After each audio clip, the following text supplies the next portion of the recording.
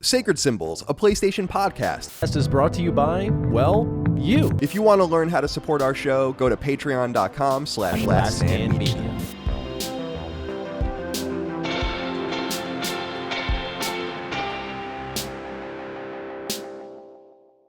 Greetings and salutations. Welcome back to Sacred Symbols Plus, a PlayStation podcast supplement. My name is Colin Moriarty, and today I'm joined by the whole cast of Last Stand Media, save Dagan. We can barely get Dagan on knockback, so let's just take it easy on that. But everyone else is here from the Dukes, and of course us at Sacred Symbols, boys. Good to see you. Let's go around the horn. I want to start with you, Cog. How are you, my friend? How's everything going in your life? I'm doing good, just busy as hell. Yeah. But good. Busy and traveling, but still gaming. I've been doing a lot of remote gaming, a lot of Series S, a lot of Steam Deck. You know what I mean? Oh, Series S. So you bring that with you in the suitcase? Yeah, we affectionately call him Little Man. Little Man has been traveling with me a lot, right now. It's really cool console. I just love the design. And then I think the up screen, Matty knows what it is. A little adapter gives it a little 1080p screen. Nice. So yeah, man, it's been really cool, man. But I've been getting some gaming, still getting my gaming in while I travel. Right on. That reminds me of the PS1, the remake of the PlayStation, the original PlayStation. That was like that's like a little 480p screen, but that was like revolutionary. I was like, holy shit! I can't believe I was playing something in a car on the way to E3. One of my first E3s. I was like, this is insanity. Love it. Of course, it would be much easier to just have a Vita. If God forbid they would ever make another one, which they won't. No. Don't tease Maddie, my friend, how are you today? What's going on with you? I'm doing well. When I joined, I noticed, Dustin, your hair's looking fantastic. I just wanted to throw the compliment your way. I really like appreciate it, man. You're growing it out. I like how it's just draped perfectly across the floor. It's looking great. Is up. So, well, sexiness, dang. So right now it's super fresh because I just showered, and it's just past the awkward phase. And you want to try to grow out their hair. There's that period where it just kind of goes out instead of down.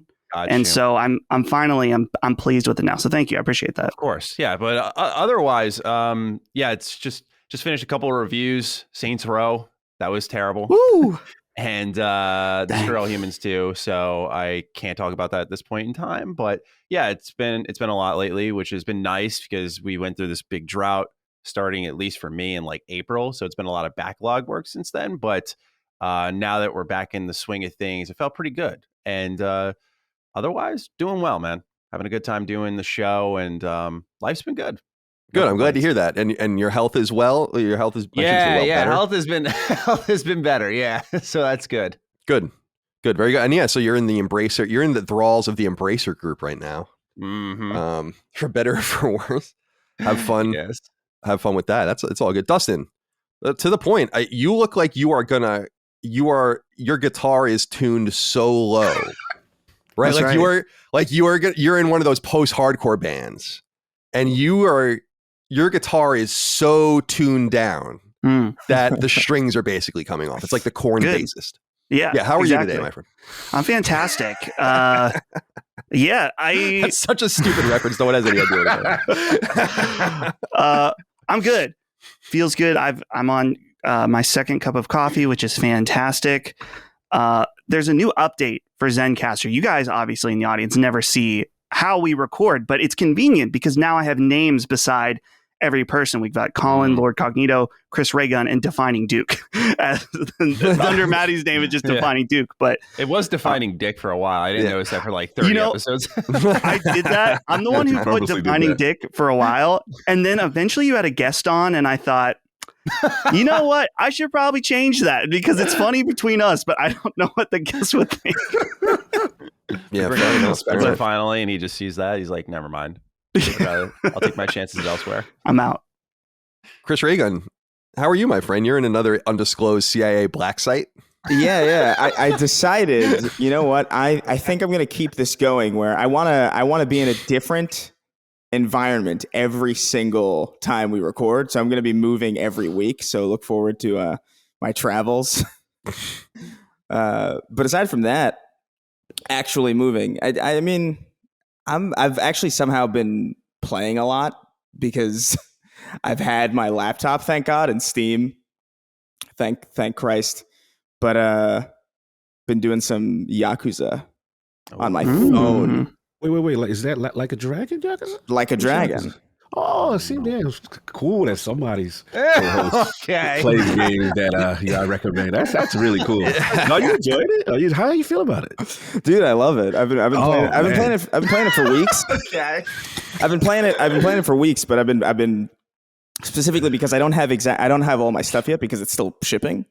So I have like a weird hodgepodge. Thank God I got all my recording equipment mostly, except for the webcam. This is like kind of old, but I don't have like my TV or like my monitors or anything. So I've been playing it on my phone, and it's been awesome actually. Oh. But it's been a lifesaver in this empty place.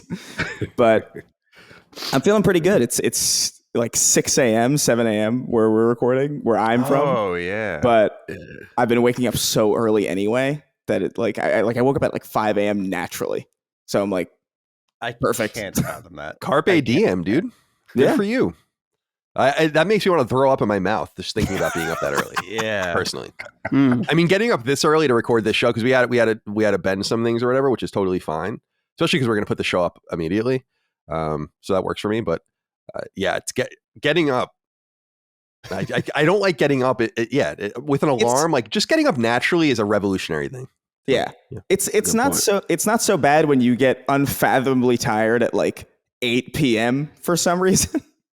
Then it's very easy. But I get it. I'm not really I'm kind of more of a nighttime person too. Yeah, it's you get caught in the cycle. I mean, I don't want to act like I sleep very soundly. I mean, I wake up waiting for the other shoe to drop, just like that. Hmm. You know, I'm waiting for all the bad things to happen. So I wake up and it's like the breath fills the voids of my lungs again, and I'm there. You know, and I'm like, You're well and truly alive. yeah, and I'm like, oh god, yeah, I'm back. I'm back. All right, here we go. Here I am. All right, my friends. Well, nothing happening interesting in my life except for I platinumed Cyberpunk 2077 randomly. Oh, So that was I've been playing it for like a month, not maybe a little less than that, and I just kind of from the beginning was lining everything up to give that option to myself because you have to beat the game 4 different ways, and it means you have to do a number of things very specifically. But I ended up doing it, except for I messed up one of the endings and I had to go back to an autosave. Thank God I had. But it was like I probably had to play like 5 hours or so to get back to where I was to do that get that one trophy. But I was so close. I was like, I just have to close this out that way.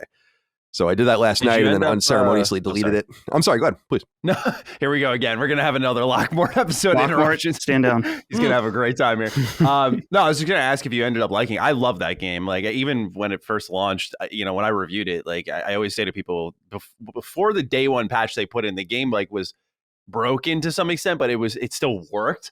And then post day one patch, it just shattered into pieces. But I know you waited on it. So did you end up really enjoying it? I'm guessing you did if you platinumed Yeah, it. I liked it a lot. I mean, I thought someone asked me on Discord, do I think it's underrated? And I'm like, no, I think it's rated perfectly fine. I think the big shame about it is that what they did to it. I mean, they ruined its reputation. So no matter, and it sucks to say, but it's true. Like I can't really look at it objectively. Like it's not just a game that was released on the market. It's a game that has some sort of shitty provenance. And it's really too bad that they did that. Because what they should have done in hindsight, and we've said this over and over again, they should have that December releasing it on PC. We're canceling the PS4 and Xbox One versions, and we'll release the next-gen versions. Trust us, this is good. And they would have taken the temporary hit. But it's important to note, this game sold many copies, like 15 million or something like that. But the company is valued at 1/4 of its value compared to what it was before the game came out. So I think that they would have much rather sold half as many copies and retain their value on the market. So I think there's just so much shit involved in this game that I cannot escape. But the game itself is really good. And we talked about it on the show, but I'll just say again, I think a lot of the production value is what makes it really stand out. The animations, the scenic animations, the way people look and talk and act. It's very natural. And you'll be more interested to note, I've been saying, I think Starfield is the game that's going to be made or broken by this game. Very similar to what Witcher 3 did, I think, to Fallout 4. Yes. Where if they'd have the same thing in that game where the camera zooms in, on the guy and he's just like centered or whatever, and that's how you talk, or it's not gonna, because this game has set such a higher precedent for like open world games. And I'm not holding my breath. It looks very Oblivion-like in Starfield. That creation, creation engines stink, I like to call it. It's funny because I feel like Witcher, it's the same. There's all of these echoes, right? And we talk about that with Horizon coming out around the time of another big open world game twice. And I think there's a little bit of an echo with some of this stuff too. Like just Fallout 4 coming out in 2015, Witcher 3 coming out in spring 2015.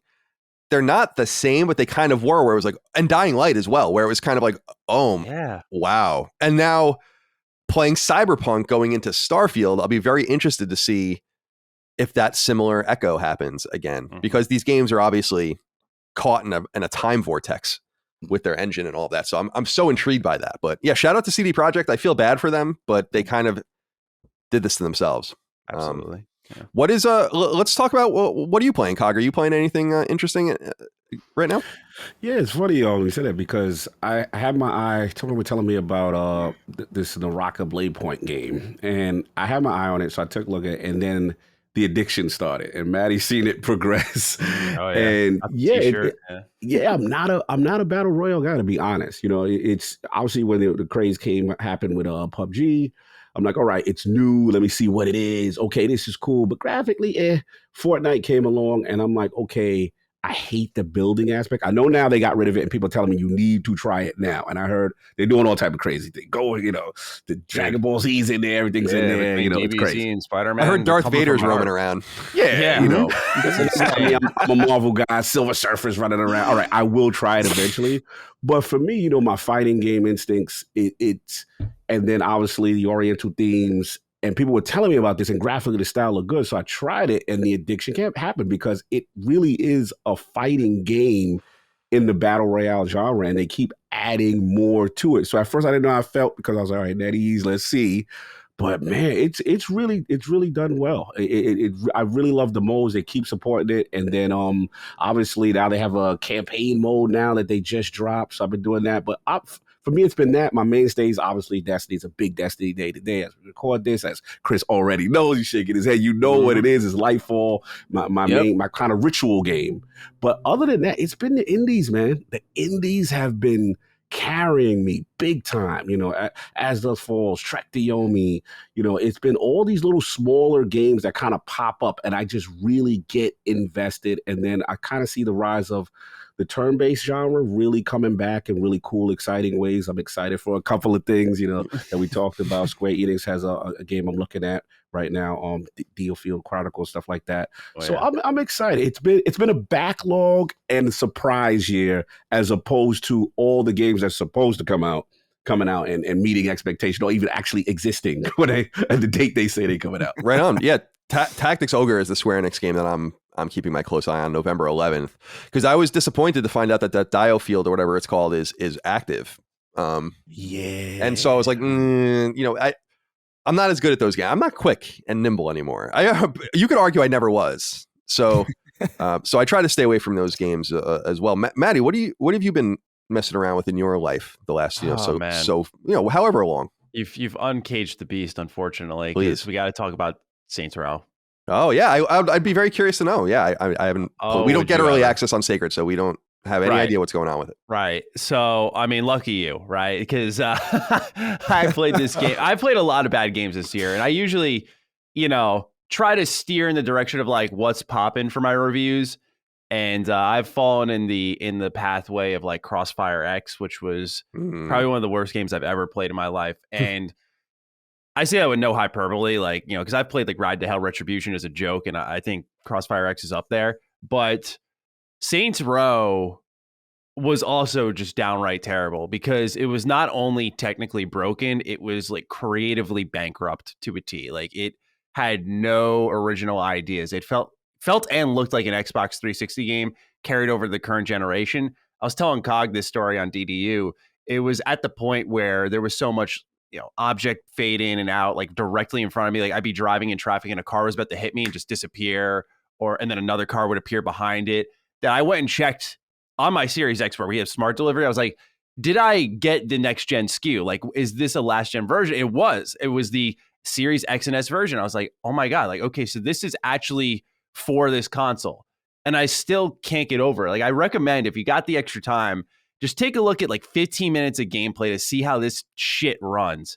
It's it's actually almost beautiful in its own strange way that something so marvelously bad exists.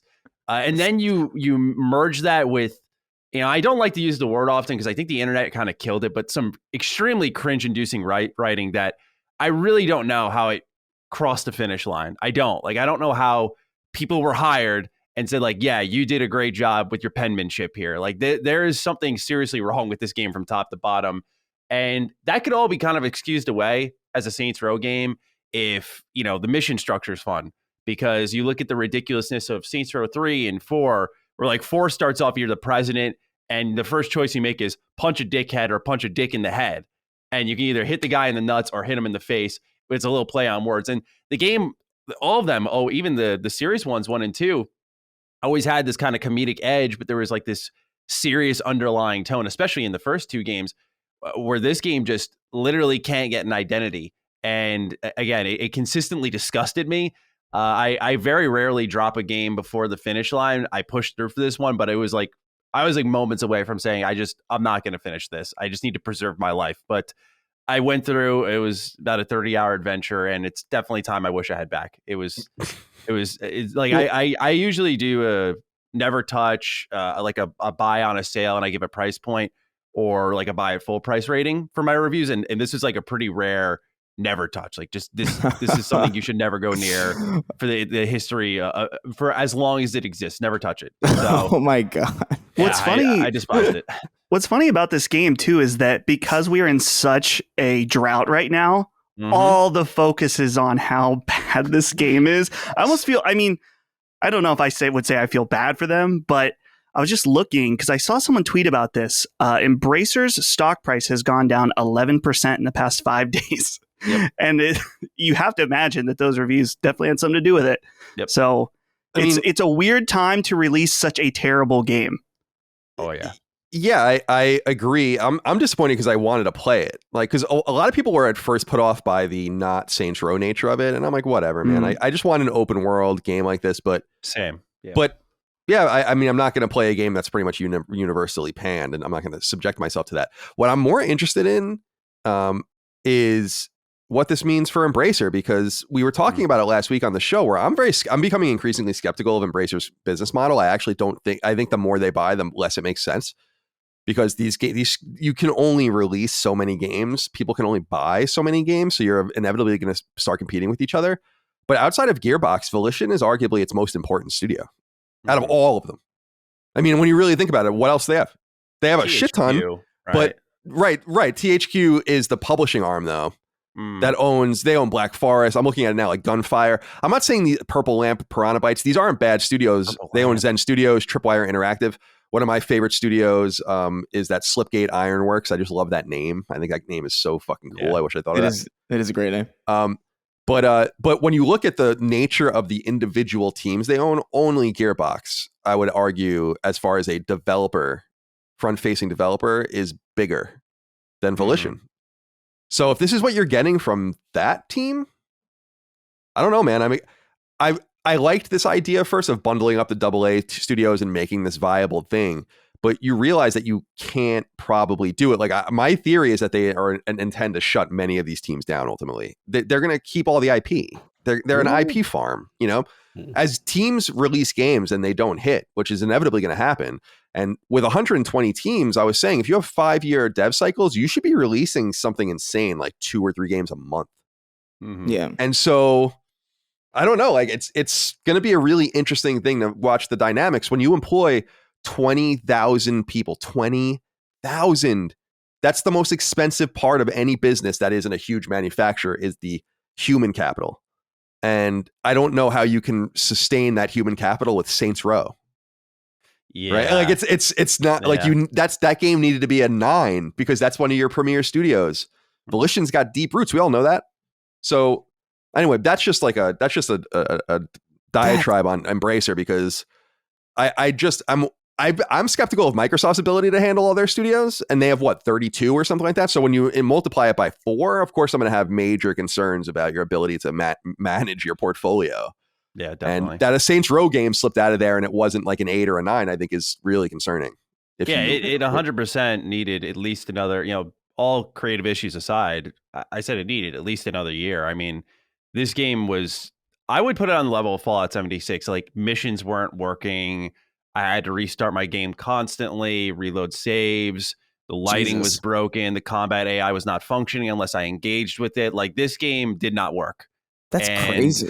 I almost couldn't believe it. It was also delayed, by the way. I'm sorry. Go ahead. Yeah. I wanted to ask Matty real quick about that. Is that so one of your big hangups is about the technical performance. And what's really interesting, I'm wondering maybe this game is, I mean, to give it the benefit of the doubt, is it better on PC? I mean, I'm only saying that because it's just shocking that some reviewers, I'm seeing a couple people give it an 8.5. Yeah. Like, these are high scores, which to me is really troubling if these scores are being given out that high with a game with this poor of technical performance. You know what I mean? Like, it just seems... Yeah, no game should score that high if it's running like this. It doesn't matter how good it is. Like The Last of Us with Ellie disappearing half the time is not a 10. Yeah. You know? It doesn't make any sense. I played it on my absolutely, and I played it on my Xbox Series X. So it was bad there. It was really bad there. I talked to Jimmy, who had it on PC, and he was having the same problems I had, to the point where he dropped it. But I wouldn't be surprised if this had like a particular SKU that worked well. But that's where, like, I mean, Colin, like, you've gotten review codes in the past. Like, usually the developer or the publisher will like kind of lean in the direction of what the best version is to influence your review. So if they think the PC version is the best, and you're like, yeah, could I get an Xbox key? Because I'll say, like, yeah, I have a big Xbox fan base on my channel. Like, this will likely draw their attention more. And they're like, oh no, we only have PC available. Like, typically I take that as a sign that that's the best version they're going to give me. And you have to keep that in mind. But it's possible, Dustin. I was very pleased to see the general review roundup was like, most people were relatively scathing about it, because I thought it was pretty unacceptable what it was. When I saw like Game Informer drop an 8.5, and I'll admit I didn't read the review. I'm just talking like, that's what I'm looking at right now. Internet consumer, like, oh, 8.5. I don't know anything about your review. Just seeing that number score, though, I was like, I don't know how you got there. Because again, you strip out the tech, and I say you polish this thing to a shine.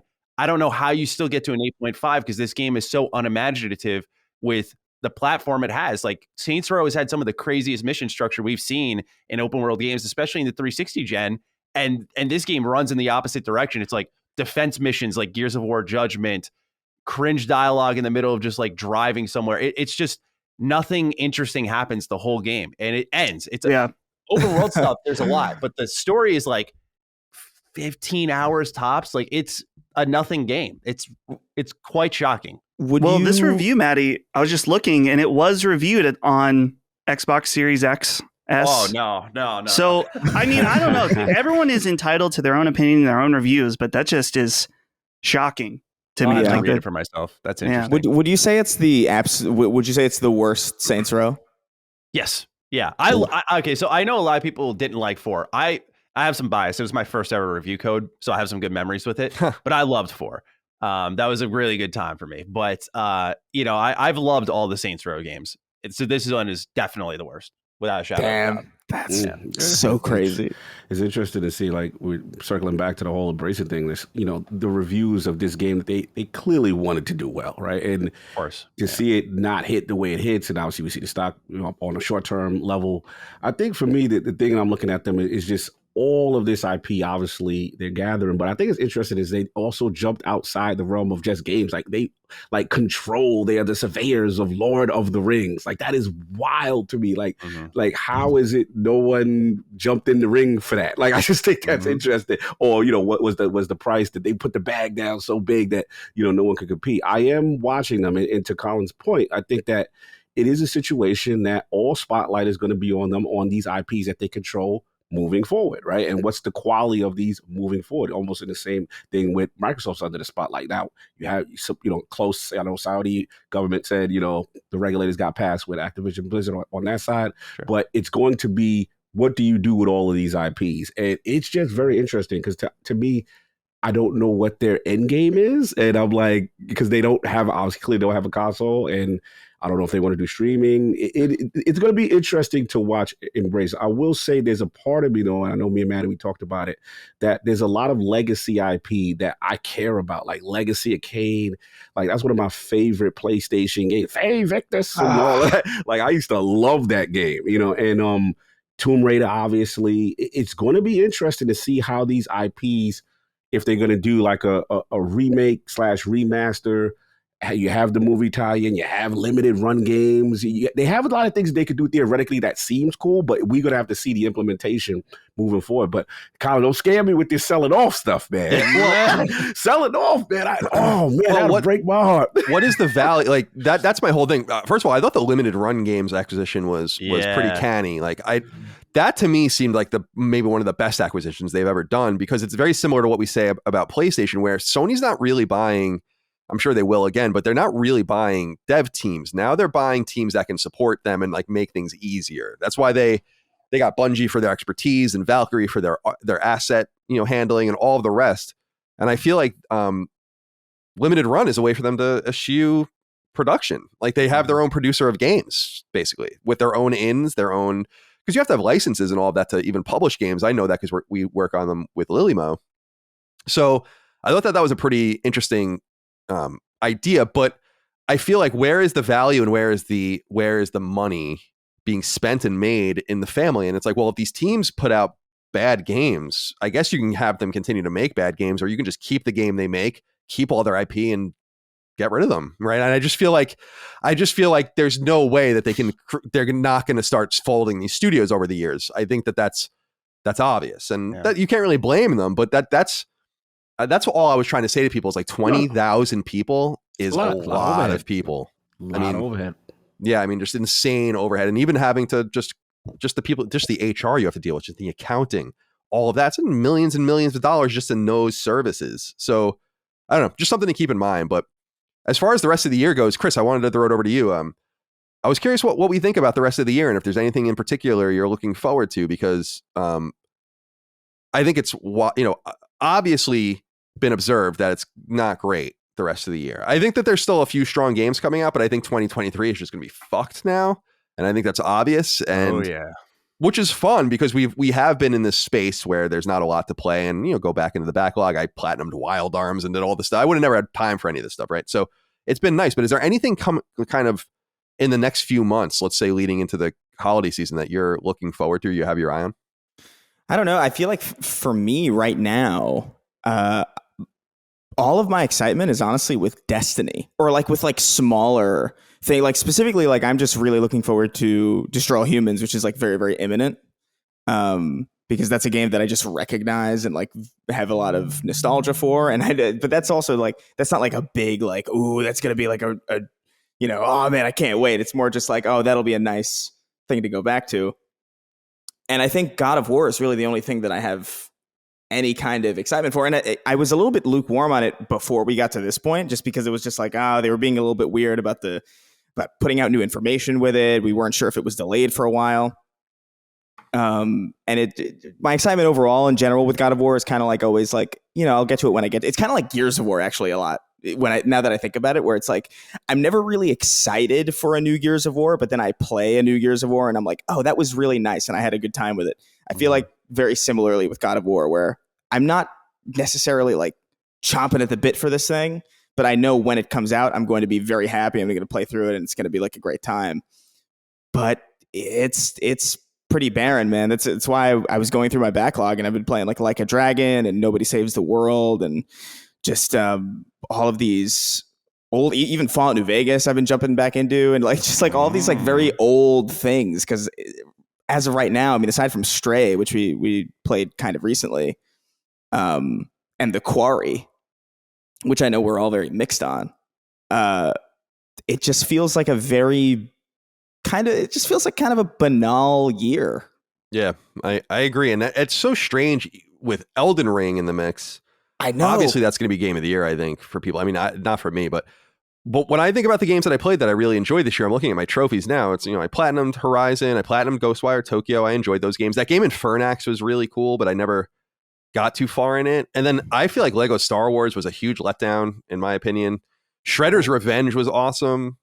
and all the rest. But I still think Nobody Saves the World is my game of the year. I don't know if that is a good thing or a bad thing. I love Drinkbox, but I don't know. It's just, this is a peculiar year. At first, it felt like 2014, but it's like its own thing now. Like we're gonna refer to this year in the future as something. We have to just kind of identify it when we move out of it. Yeah, I do feel like maybe there is some really cool, because honestly, now that I'm thinking about it, like Rollerdrome most recently is amazing. Like Rollerdrome is awesome. And I love Rollerdrome, like way more than I anticipated. So maybe with Elden Ring and Nobody Saves the World and Rollerdrome, maybe this is not necessarily a quieter year, but maybe some of the bigger focus is going to be on some titles that we did not expect. I think we expected maybe Saints Row to be a lot better than it was, and maybe we expected Rollerdrome to be a lot less impressive than it was, and maybe that's kind of what's going to define this year.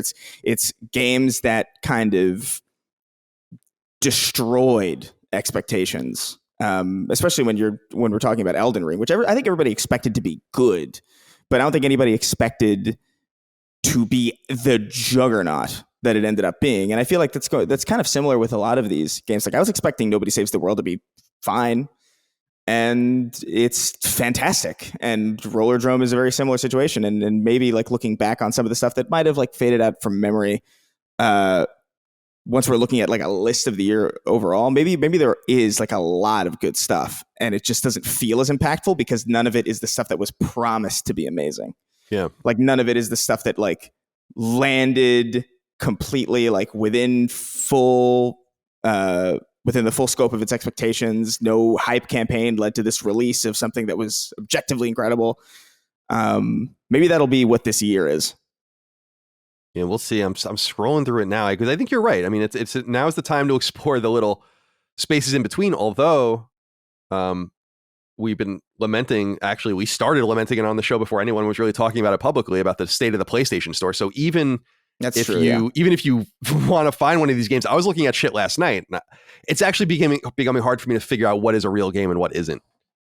But I actually have a Sacred Symbols Plus kind of in the works now with people that have been investigating who these devs are and have a lot to say about it. I noticed one of the devs was selling a game, by the way, on PSN for 49 cents.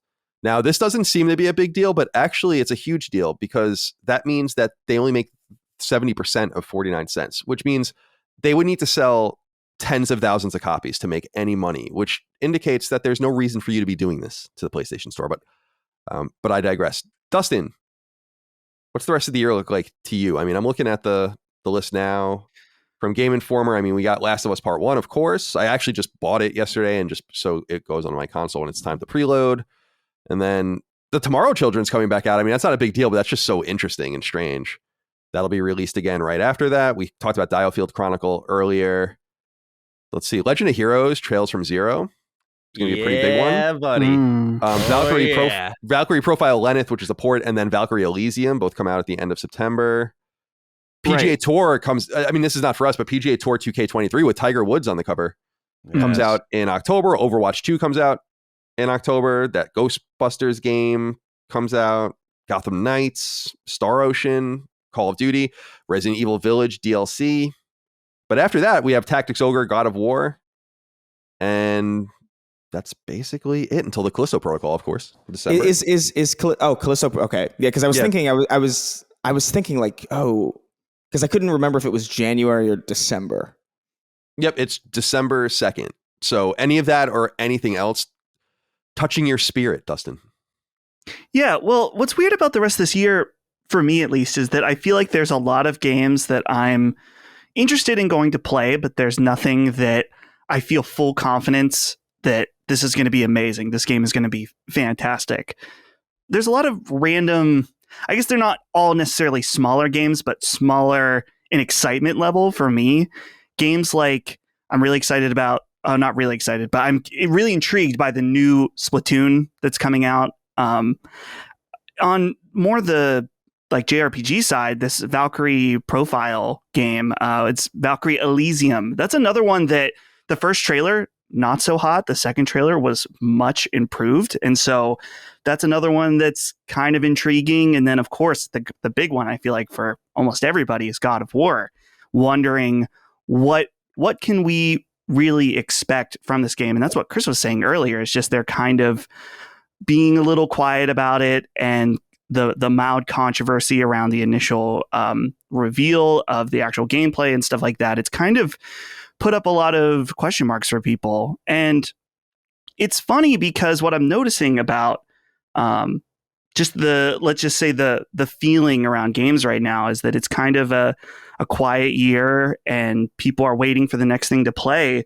And I'm thinking at the same time, everyone always wants this to happen when it's busy. Everyone thinks, man, I'll never be able to go back and play this game. I won't have time for this. I'm like, now is the time. And I think that some people are clued in on that. And I'm wondering, and I'm curious what you think about this, Matty, too, is that retro games are huge right now. And I wonder if this year's game release has something to do. I mean, there are many factors to retro pricing being high, but you have PlayStation releasing a very select small amount of their old games on the service. And I think that maybe kind of whet some people's appetite for some of these old games. And, there's the whole grading aspect as well. There's a million factors, but I never considered until now when us recording that maybe this drought has something to do with it, where people are thinking, well, now's the time if I want to play Final Fantasy Tactics, or if I want to play any of these old games that aren't available, I should do it. I mean, now that's where I'm at. always the time to play Final Fantasy Tactics. Right. Exactly. Yeah, but it's become unreasonably expensive. I went to Long Island Retro Gaming Expo a couple of weeks ago now, and it was a lot of fun, but everyone there, Dustin, you got to haggle when you're at any of these places. But this place in particular, I had to haggle just to get to market value, which is ridiculous. Everyone was selling like almost double the price of what it was. And I would just show them, I'd be like, look, you're literally charging double what it's on eBay and like what it's on price charting. You're not. That's not what they bought it for. They bought it for probably half market value. Absolutely. So it's like they're double screwing you. Yeah, absolutely. It's like, look, you're going to make money off of this. Like I know this market pretty well. I know you're going to make money if I pay this value here. Let me just have it for this. Most times they would comply. There was only one person who didn't. I was like, okay, whatever. I moved on. Yeah. But see ya. It's ridiculous what it's become. But that's a really good point, is that with so little to play, people are looking elsewhere. And that's why I think we're seeing indies, AA flourish. And it's probably why retro gaming's going up, because it's been going up steadily. But there are some prices I saw when I was at this expo that I couldn't wrap my head around. Everyone charges a little bit more. And it's weird because this is usually like the flea market type experience where you find stuff for less, I would say. Like PAX East, I got a ton of great deals while I was out there. But this one, I was like, oh, I'm going to score big time. I'm going to get a lot of the games I want. And someone hands me Persona 3 for PSP for $300. And I'm like, I handed it back immediately. I was like, no. I was like, what the? It's like, it's in great condition. I'm like, it's $300. This is a great piece. That's a great insane. Piece. Yeah. It's, I feel like game pricing in the retro scene, because we experienced this in the toy space too with G.I. Joes and others, is, and I think I've discussed this on the show in the past, so I don't mean to be redundant, but there is a belief that in the United States, the stimulus payments that we got during COVID had completely fucked up and upended a lot of these markets, because the reality is a lot of people didn't need that money. And so because everyone got it if you made, under a certain amount of money. And so they just went and bought whatever they wanted. I mean, and you can kind of almost correlate the spikes with that money going out. So there's something to that. I'm not insulting anyone and saying that you shouldn't have done it. I don't give a fuck. I'm just saying there's something about that. And then prices, like when housing prices adjust, they rarely fall back down below where they were. They just stop going up. And I feel like, because Dagan collects too, my brother, and he has all my games. I gave him all my games. I don't want to have anything to do with that space, but I'm shocked when I see the prices too, where I'm like, what? I remember when I used to buy games on eBay in the late 90s and early 2000s, that the only NES games that got anywhere near $100 were the Dragon Warrior games complete. That I specifically remember. You could get like Dragon Warrior 4 complete, all of it, for $100. And that was like, oh my God, I can't believe that. I can't afford that. I'm going to get this lot of 10 games instead for 50. But now you see that stuff. And I just also lament that I got rid of all that stuff when I was a kid and then had to rebuy it later. And when I was rebuying a lot of it, it was 10% what it was now. I can't even imagine. I sold my copy of Final Fantasy 3 complete to EB in 1997 for $15. Oh man. You know, I mean, so that's how they got us all. I rather had a haul of games as a kid that are worth hundreds of dollars in some cases. And I remember trading all of my PS2, more importantly, GameCube collection, which is ridiculous now, Game Boy Advance, Nintendo DS, to get Xbox 360 from GameStop. And what's hilarious is I still had to pay $100 cash out of my pocket. Trading back. yeah, Trading value was fucking bad, bro. we can only give you $2. $2. Yeah. Let me take your soul. And That's you still what- owe us 100. That's why I mean it sounds really petty, but I don't give a fuck. First of all, I'm super petty with a lot of things, so whatever. But I want that company to go out of business. I don't give a fuck. Like I hate GameStop. How many people have they ripped off in the past? Like how many times did they not come through? How many times did they sell your pre-order? How many times did they over the years? No way. The beginning and the end, as I've said many times, fall 1996.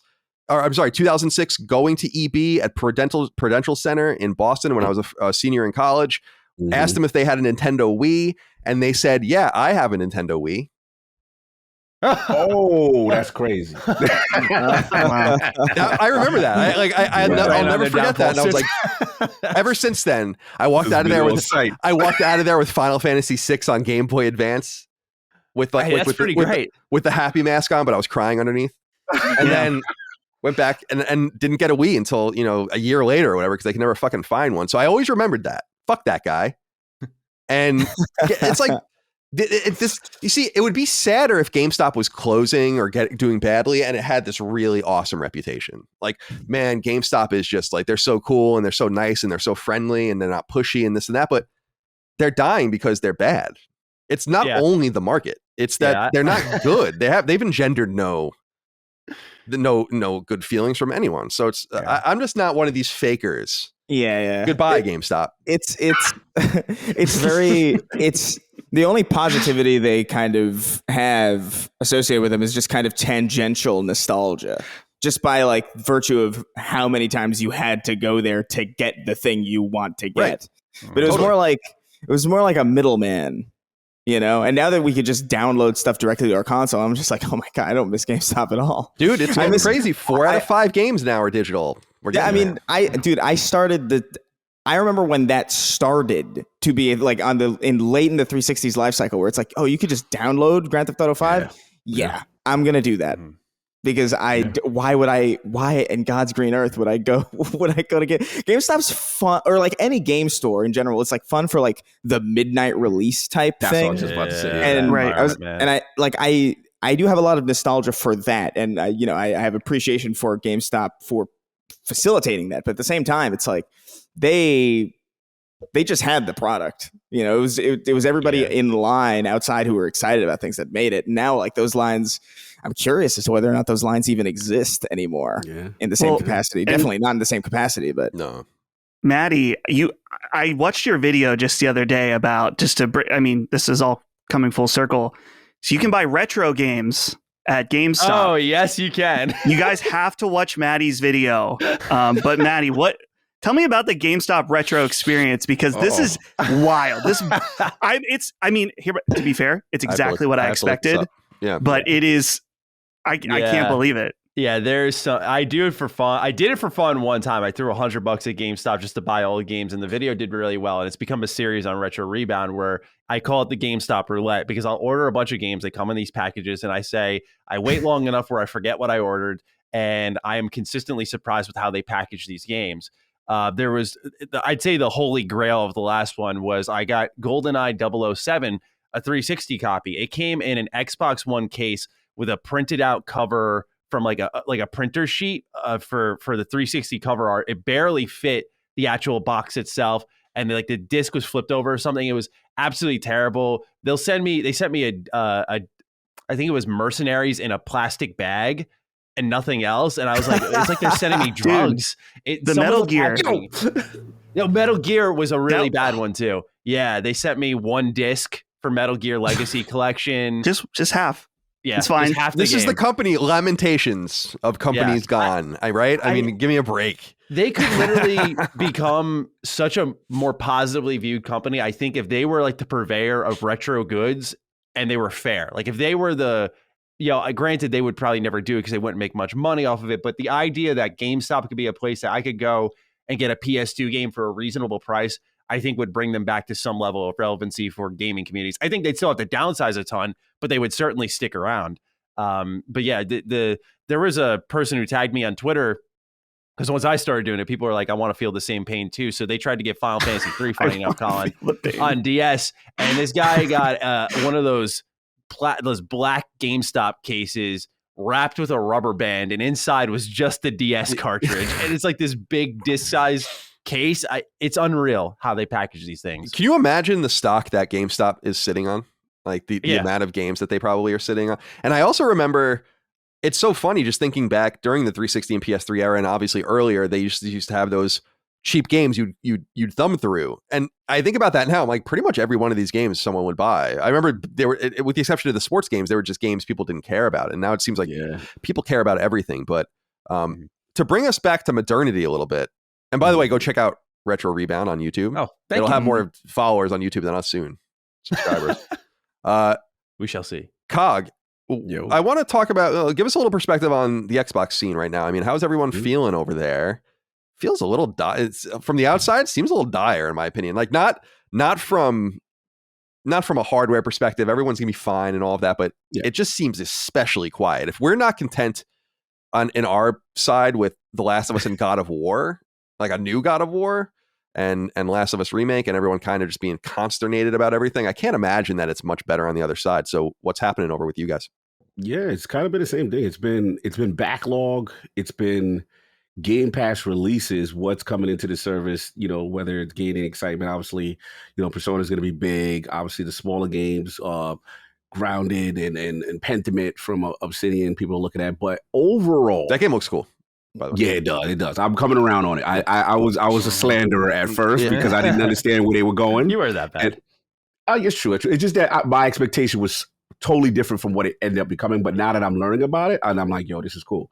But I think what it is now, it's like there's an over concern with what's happening with Activision Blizzard King to see when that finalizes, and it's all eyes towards 2023. The question now becomes, how do they space it? How do they, because there's going to be so much influx, and me and Matty have talked about this. Sometimes Xbox in the past has tend to kind of oversaturate fall, oversaturate one particular period, and now we got to see how they're going to line things up. But for this year specifically, it's been quiet. It's been quiet, and it's been a lot of the smaller games. It's been a lot of the backlog, and right now, honestly, Game Pass is literally saving them. You know what I'm saying? Because you getting a lot of these third party games. Like I'm playing MLB The Show like crazy. You know what I'm saying? I told you about Naraka Blade Point. I'm talking about all these smaller indie games. And I think what's happening as a result, I think Dustin said it, you're starting to appreciate some of these smaller gems a little bit more because a lot of the bigger games are just not here. They're just not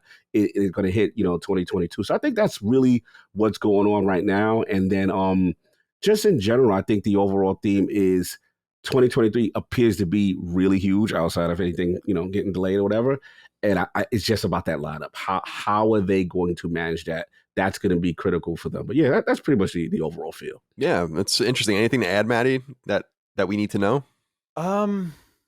No, I think Hog really hit the nail on the head. That it's much like we said with our last conversation, where people are kind of starting to get impatient, I think, with Xbox in a lot of ways. And obviously that will devolve into console fanboy shenanigans.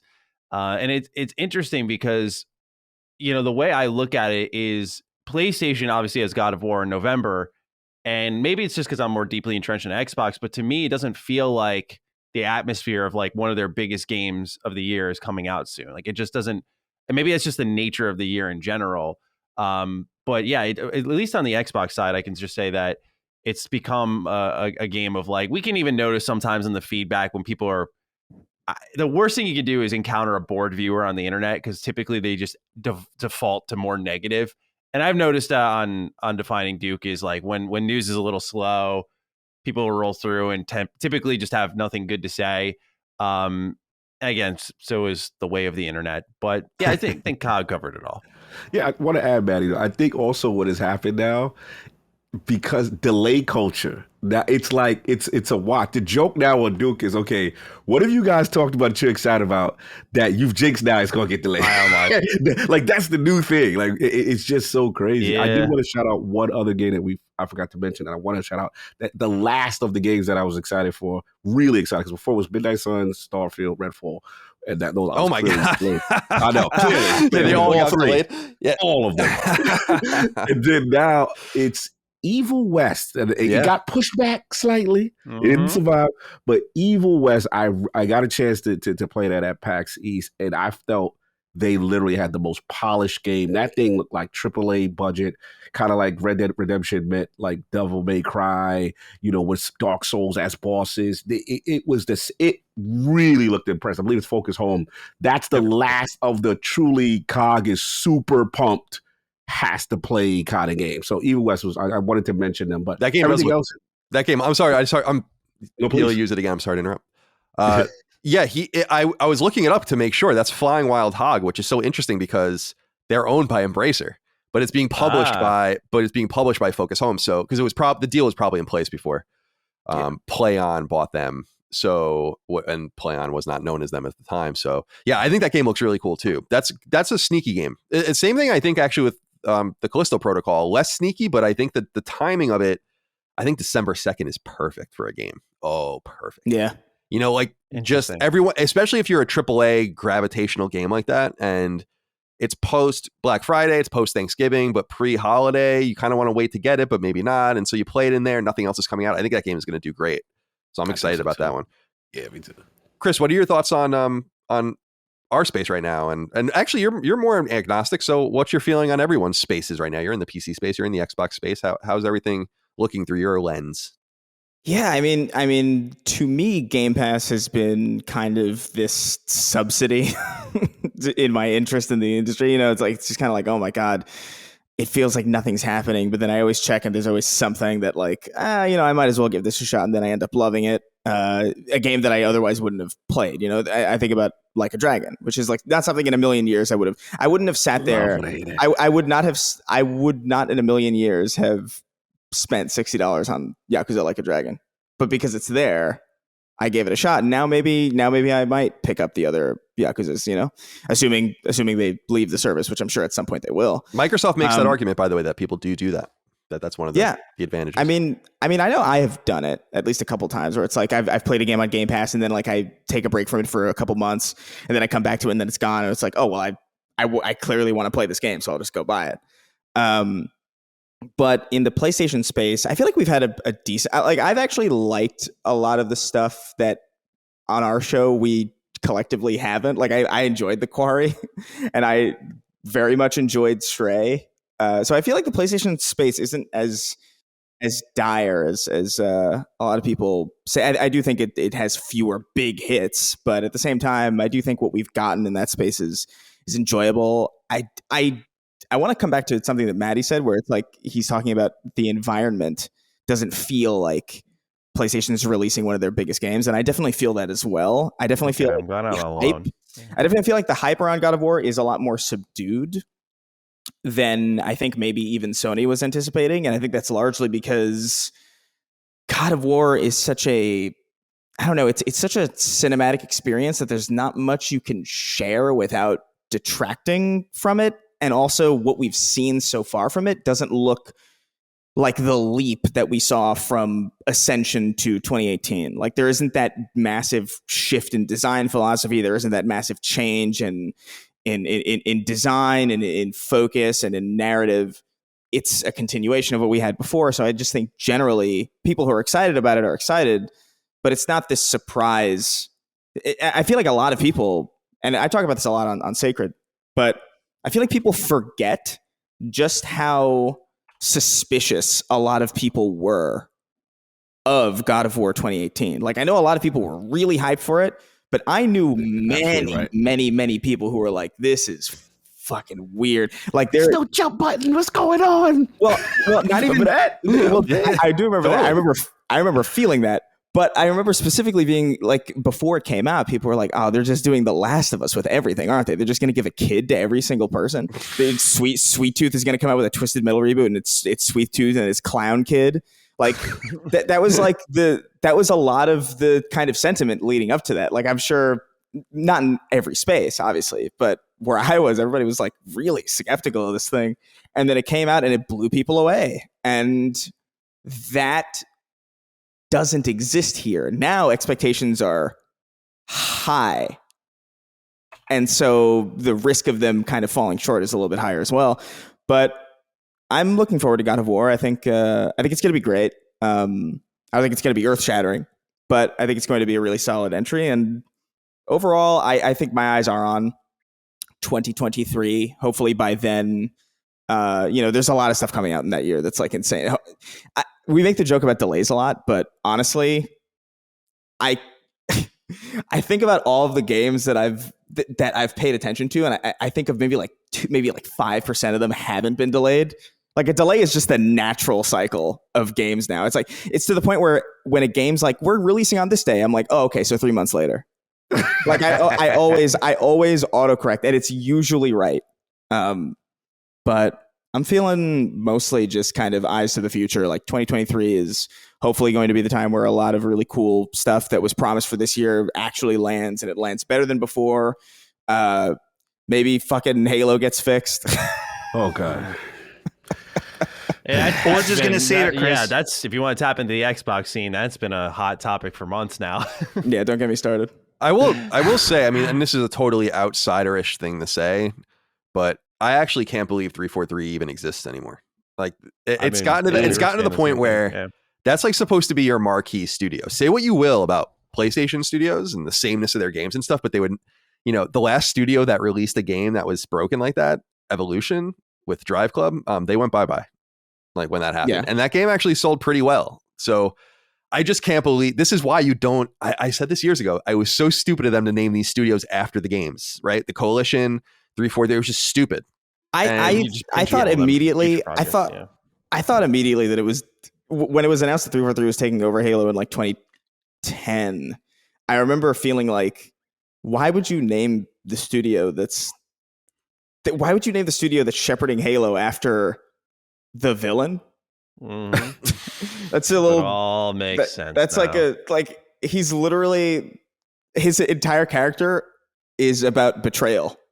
So it's like it's very curious naming. That's poetic. But No. it is very poetic. This is so messy. the thing that's it rhymes. It's poetry. It rhymes.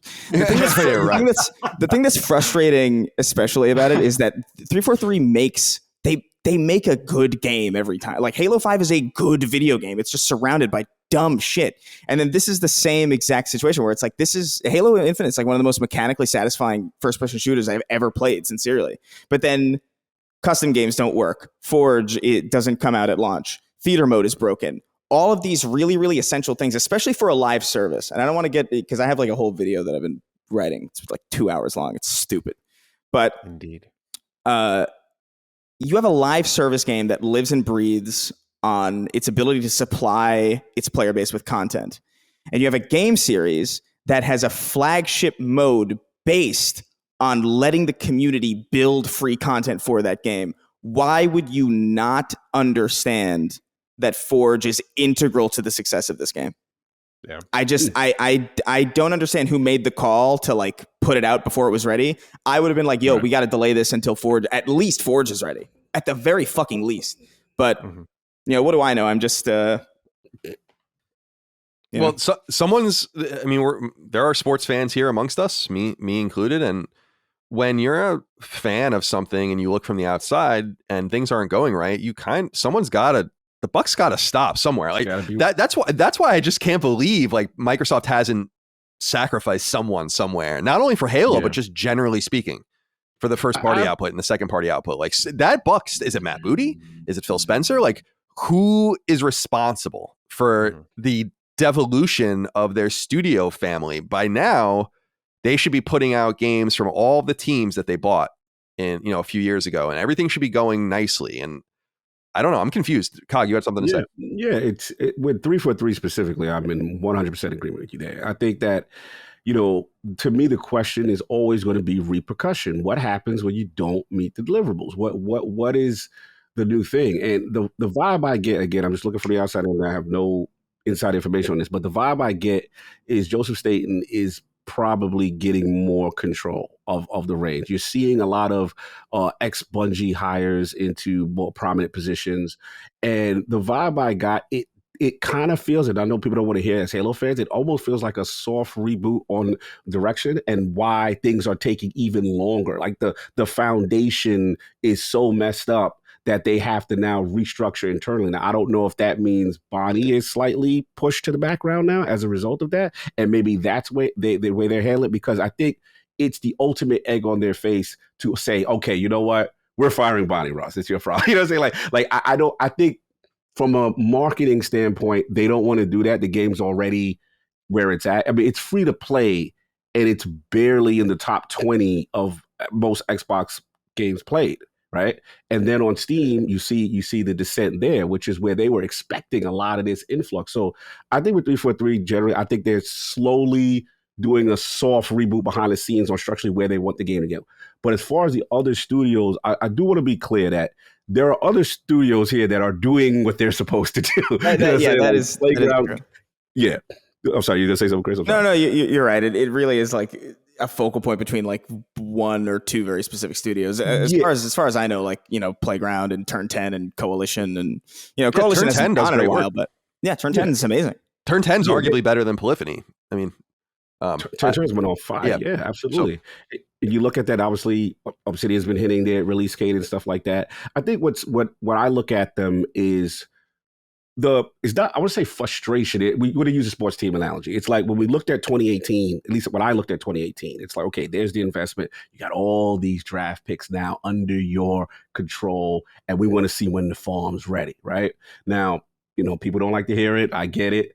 But COVID did impact. And we have to be fair in the sense that everybody from the entire game sphere, Nintendo, Sony, his delayed games, like a lot of the games that hit from 2022 this year, have been delayed to have a new release date, so to speak. And now we're getting it. So I understand that. I think the ultimate judgment and indictment for me will be the 2023, when we expect a lot of those first party games, the compulsions, maybe, what I'm saying? Obviously, Obsidian has Avowed. We want to see what's going on with Ninja Theory. There's a lot of them. We want to see, okay, now, kind of like the Embracer question, now that you're under the control of Microsoft, so to speak, and this is your first kind of release in this new regime, how do you perform? How is the quality? That's going to be the big question. They got a lot to prove there. There's a lot of people who are skeptical, like you said, Colin, like they have all these studios. Can you manage? Because the ultimate indictment is always going to be 343, because I'm with you. That is unacceptable. That is your flagship game. No other major publisher would allow Mario or, they're never going to allow that to happen to something that is so integral to the DNA of Xbox. That game is integral. So right.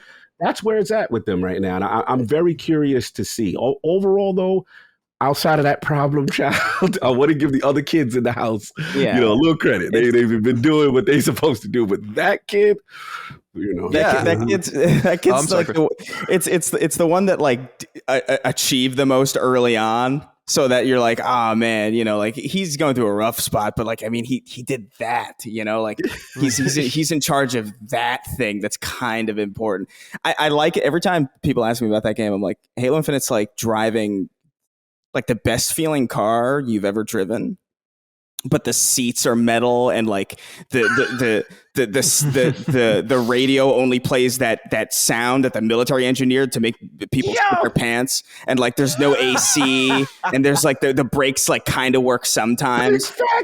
Like it's at the end of the day, it's like, yeah, it's a great driving car, but I'd rather drive like a fucking Corolla that didn't kill me, Yeah, well said.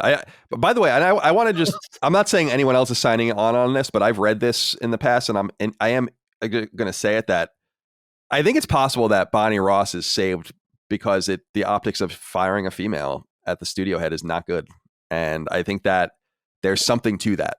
Like, there's something to it. I don't know how you could look at the state of Halo and be like, come on, man. If I were there, I'd be, you got to fucking go, dude. Like, not only the game, not only Master Chief Collection, not only the show and like what you guys are allowing to happen to Master Chief there and all the things I'm reading about there, but like, what are you doing? Yeah. What are you doing? You got to go. And do you guys, I'm not trying to make anyone sign on to a conspiracy theory, but I think there is something to that. I got to give you your props, Colin. Like, I felt that to my core. Yeah. And again, I have nothing against Bonnie Percy and stuff like that, but there was always a curiosity to me because she's so tied to it that can you legitimately, if she's responsible, fire her in this climate?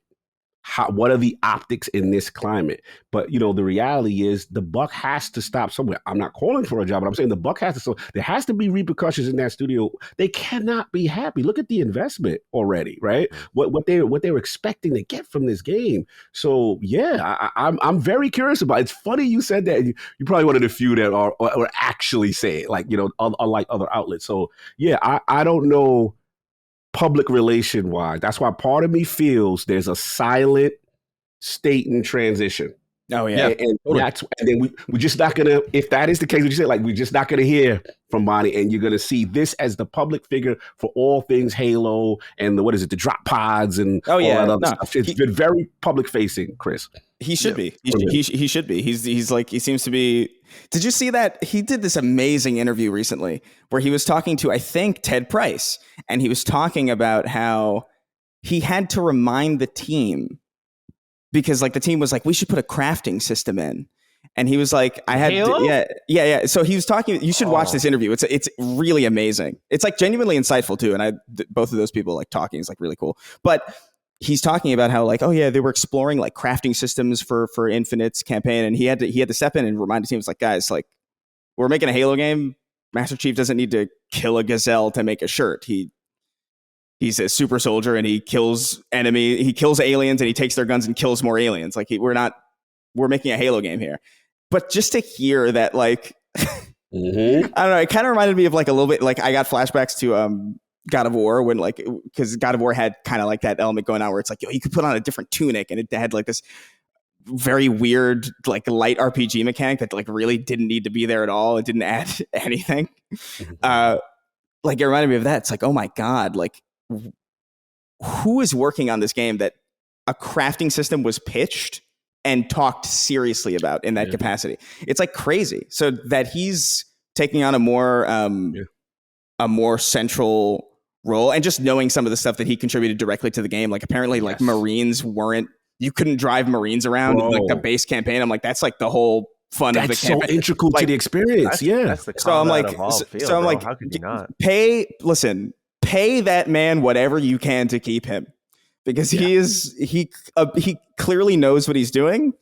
I'm sure there are a lot of ex-Bungie people who like if they were brought back into the same position wouldn't know what to do, but he is not one of those people. He knows that series and he knows how to lead. He knows what he's doing. Keep that man for all. Absolutely. He's very important to them. Yeah. And he's respected in that building by Microsoft. He was the one that had the cachet. That game was on the back of the Series Xbox.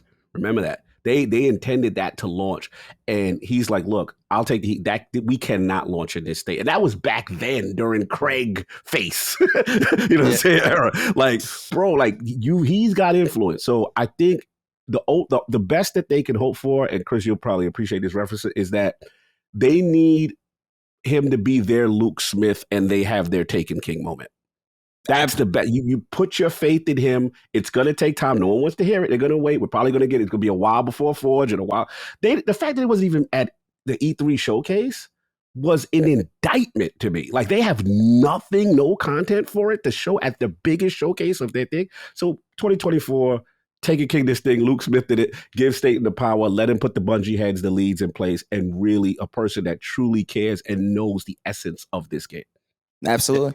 Yeah, it's well said. And in terms of the Bonnie Ross thing, I'll say that I don't think that that's the only example of that one way or the other. Like, I think when Amy Hennig was pushed out of Naughty Dog, which she was, I don't care what Naughty Dog says, like we know the sources, like there was acrimony and she was, pushed out. I think that it was positioned that way so as to not be like, well, our female creative lead, it was just removed from the project, and I think that Shannon Studstill survived at Santa Monica Studio as the head of the studio when they canceled that space game that was being made by the Battlestar Galactica dudes. That game was expensive. That was I think they wasted something like $80 million or something insane on that game, and I think that she survived that in part because of the optics of her not surviving that. And I think sometimes those moves are important, but I also will say that Shannon Studstill and Amy Hennig are way more talented than Bonnie Ross. No offense. I mean, based on output, but I think that it's kind of the dynamics of handling that I think are very relevant in an industry that is very sensitive to it. So it's just our jobs to observe, for all of that, by the way, I am sure there are 50 examples of women not getting any chance at all that they deserve. Oh, facts. So absolutely. I'm not saying the other way is not true as well. Absolutely. I want to ask about one more thing we brought before we move to PlayStation, because I want to get everyone's take on that as well. But Bethesda and the whole vertical over there, how are we feeling about Starfield? How are we feeling? We were talking a little bit earlier about it, about Dying Light and The Witcher and what that portended for Fallout 4. I wonder if you, and Matty, let's start with you. Do you have any opinion on what you think Starfield is going to be? I'm really interested. By the way, my high end take on this is just that it sounds too big, and so that's not interesting to me. When they zoomed out the first time when they were showing it and they showed that system, like the system map, I was like, oh, sick. You'll get to explore a system. But then it's like, no, you go to 1,000 I'm like, oh God, I just tune out immediately. But I'm wondering, do you think this game is going to meet expectations? Do you think it'll break expectations? Or it seems to me kind of similar to God of War, definitely similar to The Last of Us remake and a few others, Horizon, where I think people are waiting with a shotgun at their waist, ready to blast it into this game. So they have to really put a foot forward, and I'm wondering how you feel about all of it. Yeah, in a post 76 world, you're on the money that people are ready to get on this game's back. It's been interesting watching the discourse. I've been deeply entrenched in the Bethesda community for a while, and I can at least say this is the most positive and excited they've probably been since Fallout 4, which people felt pretty burned by in particular. And of course, 76 speaks for itself. I kind of mark Starfield, and I know I'm a little bit speaking for myself here, but I sort of mark Starfield as the next game in the industry that is sort of a stop and everyone's talking about it type of moment, where the discourse is really taking over for the game, for better or for worse, by the way. I just think everyone is curious about the bounce back for Bethesda Game Studios. This is easily Xbox's biggest exclusive of this generation. They absolutely need to nail it. Like, there's a lot of factors coming together here, where I think everyone's going to be watching for better or for worse.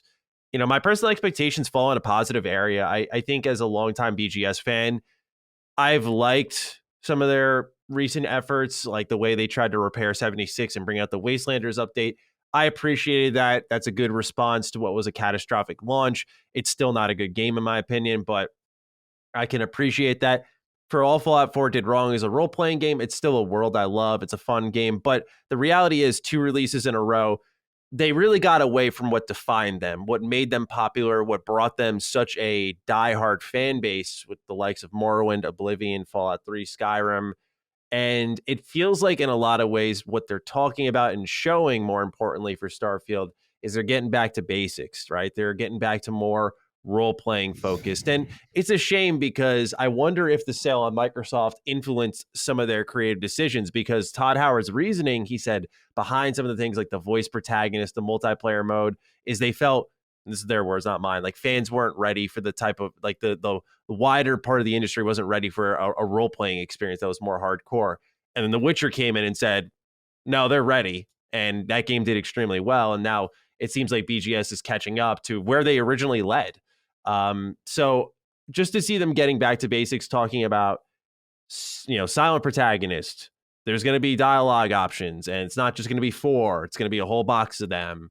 A focus on your character's backstory, actual choice and consequence, that type of stuff I've looked for from BGS for a while, and there hasn't seemingly been an answer there. But I think what's more important was the vacancy of ambition from this team.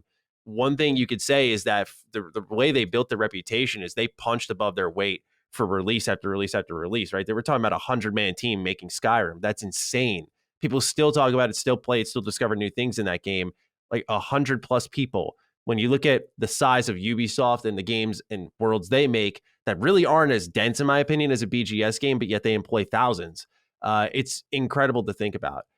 So yeah, I feel like seeing them come back to more of an ambitious position, like they've got something to fight for. They seem to feel they're back against the wall, is really nice because, you know, there is, again, a bit of theorizing in the Bethesda community that Bethesda Game Studios had a bit of an ego, like sort of they do no wrong, like nose up in the air, because it was more so based off the response to criticism for Fallout 4 and 76. And people were, I remember heading into E3 2019, people were like demanding Bethesda better apologize for Fallout 76. Like that was bad. But we were wondering if they were so far removed from the situation, would they ever? And Todd did come out, take the egg on his face and said like, yeah, you know, we're sorry. It's not up to our quality standards. So it showed they were listening. It was like, okay, let's see what they do here. So back to the original topic. Yeah, Starfield is a game that I'm excited for and I feel pretty good about right now from what I saw. The shooting looks bad. I'll call that as it is. But otherwise, I like how I'm seeing a lot of systems that they've gradually evolved through other games being fed into this. It's not like it's starting from the ground up. A focus on exploration's always been BGS's primary objective, I think, in all of their games. So to take that up into the sky and go on like derelict space stations, land on moons, all that stuff will be great. My biggest concern is how much content will be within the places you're visiting. How many planets, most of them, by the way, are going to be barren. So my excitement is absolutely there. I haven't been really excited for a BGS game since Fallout 4 myself, but there are lingering concerns surrounding it. Fair enough. Cog, do you have anything to add from your perspective on maybe what we should be keeping an eye on? I'm specifically curious. Mm-hmm. We know about certain games, right? We know Ninja Theory is doing their thing. We know 343 and the Coalition are engaged in their games, and et cetera, and so on. Turn 10 obviously doing Forza, but what do you expect out of what studio? I guess like are you ready for someone to spring? Yeah, I'm looking at Compulsion. I think no one talks about them. Yeah. And you know, during the acquisition phase, you know, obviously I remember them from the PS4 launch with a game called Contrast. Right. Oh yeah. And I was like, okay, this is interesting. You know, it had a unique little flavor to it. And me and Matty talked about, you know, We Happy Few and the potential, right? And they're a studio to me that is very lucky to even exist based on their history. Like they should have been shut down multiple times, to be honest, and they just keep kicking. So I'm like, all right, Compulsion. And, you know, obviously y'all know my slogan. I've always been on the hashtag Just What. I'm very passionate about those cinematic experiences, third person, over the shoulder experiences that PlayStation have. And, you know, for me, I love one thing about PlayStation that I respect, and when we're going to get into it, is that I love the new protagonist for the new generation, right? You know, the Jin Sakai's, the Alloys, stuff like that. And I feel Xbox is missing that. We have the burger shaking fries. We know Gears, Halo, Forza, we know. But I want to see the new generation. And hopefully with that, for what we hear, obviously I've had Compulsion on RP and they broke that, hey, it's going to be a third person over the shoulder game. And I'm like, okay, new IP. And then we hear the rumors, I was just going to them, you know, that it's going to be kind of, you know, Deep South roots, right, Matty? Yes. You know, kind of like a fantasy-ish, I think. Yeah, dark fantasy, you know. And I'm like, okay, Compulsion. Now, again, I don't know how the budget's going to be and stuff like that, you know, if it's truly AAA space, but I'm very excited about them. Another one is In Exile, you know. Wasteland 3 is an excellent game. Yeah, you know, hardcore role-playing games. Hardcore choices. I played Wasteland 2 maybe or something. When they came to the PS4, and I'm like, oh my God, like this game is way too complicated for me. I have no idea what I'm doing in this 3 game. is more manageable, just in case you ever want to try it. Fair enough. Amazing. Yeah. I think you'd like it. Amazing. Me and Attic did a stream on that, and it was just so fun, the choices and stuff like that, and the writing, and to see what they can do with proper backing. So those are the two. Another one is Double Fine. You know, Double Fine after this, you know, the what you call a commitment, you know, Psychonauts, which did well. You know, what's Schaefer going to do? Right? You know what I'm saying? Kind of thing. They've got some talent in the building. So I think those are the three. And then the big one that I think will get a lot of people excited short term, the two big ones, and me and Matt talk, I think Ninja Theory and Hellblade 2 could be massive for them. That could really knock the socks off of everybody. And we talked about BGS, and we know that Elder Scrolls is probably going to be way down the road, but Avowed could fill that gap in between, and I'm hearing some things. I'm hearing some nice things about that. So we'll see. I think the future is bright for them. They've just got to execute. And like I said, we talked about seeing how people do under the Microsoft umbrella. Does the quality maintain? Is the standards there? And I think if they get a couple of couple of base hits, just to kind of get on base. Just get on base. Just get on base. You ain't got to do nothing crazy. I told people all the time, they don't have to hit the 90 Metacritics of the Sony games. But if you get your little 80, 85 metas, and you just crank around, you'll be fine. And I think that's what they got to do. I'll just throw out there that I'm of the mindset that like Starfield has to be that game because I agree. To me, that's the statement to the rest of not only the industry, but your future partners. Because we know Microsoft's not done acquiring studios, and you need to get like your biggest one right. Like you just have to. That game cannot be below a 90 on Metacritic. If you do not achieve that, I think it's not a boost of confidence to like 90 or bust, Matty, 90 or bust. Look, I'm sure I'll enjoy it regardless. But my point being is that I think you need to make sure you hit a home run with this, because if you don't, what does that say to people who you are going to try to invest in the future? Like I think of one like Asobo, they kind of seem to have that one lined up. It makes a lot of sense with Microsoft Flight Simulator and Plague Tale and Game Pass Day One. That team seems to answer a lot of things Xbox needs.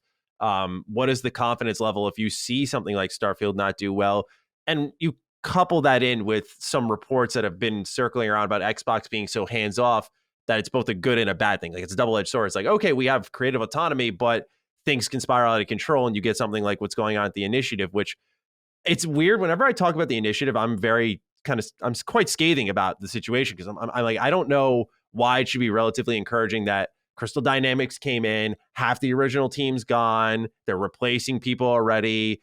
And they're like, oh, it's just a team designed to build prototypes. It's all Crystal Dynamics now. That's not true. That's not true at all. I knew people that worked there at the beginning. It's not true at all. They got major talent from, especially a lot of Sony studios to go do something. They failed to get it off the ground. And Crystal Dynamics still in the late Square Enix phase or whatever, basically being, it's like indentured servitude to that game because the Avengers did so bad. So that's all fucked up. I don't know what, but no, that's not true. The Initiative was made, we all know this. Their game should have really ostensibly been out around now, like or shown off at least. Yeah. Right? It's like been, what was it, 2018 when the game was, the studio was announced? The studio was announced around then, I believe. I'll have to double check, but I know the game. Yeah, you're getting into that space where you might even have a date or something. I don't know, but and people are saying like punted to 2025, and I'm like, we're still talking like this is a good thing for this studio. Like this is.